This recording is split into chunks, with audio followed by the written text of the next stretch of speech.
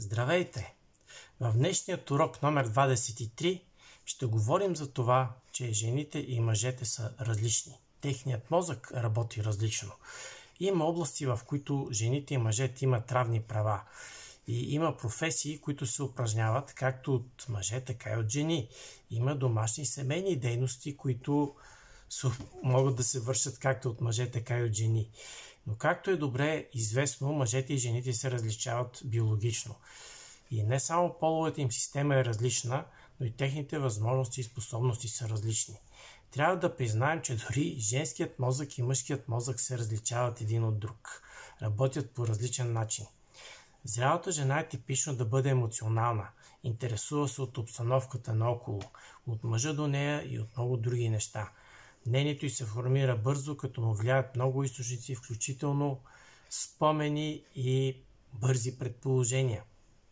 Докато зрелият мъж е типично да гледа по-спокойно на обстановката, мнението и решенията му са по-обективни, по-добре пасват на ситуацията. Аз съм мъж и когато започнах да правя образователни материали за мисленето, за действията и за поведението на хората, за техните успехи, тогава аз си мислех, че те ще бъдат интересни предимно за мъже.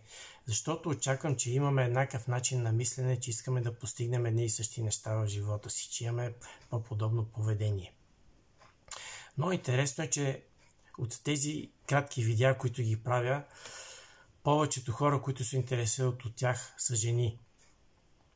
Скъпи дами, обясненията в тези уроци са принципни. Може да се прилагат както от жени, така и от мъже. Но все пак имайте предвид, че е хубаво повечето мъже да бъдат мъже и повечето жени да бъдат жени. Не само в професионално, но и в семейно отношение. Развивайте се, но в посока към своето разбиране за идеална жена. Оставете типично мъжките задачи на своя мъж. Бъдете гъвкави и се чувствайте комфортно в рамката на това, което той може да ви предложи. Аз съм Румен Кръстев, а това беше урок номер 23 от поредицата Нов живот чрез 28 урока за 28 дни. Ако сте харесали това видео,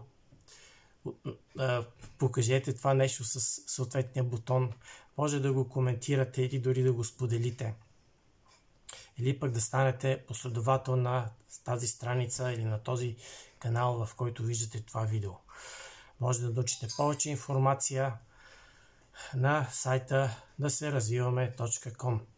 Благодаря ви за вниманието. Утре продължаваме със следващият урок.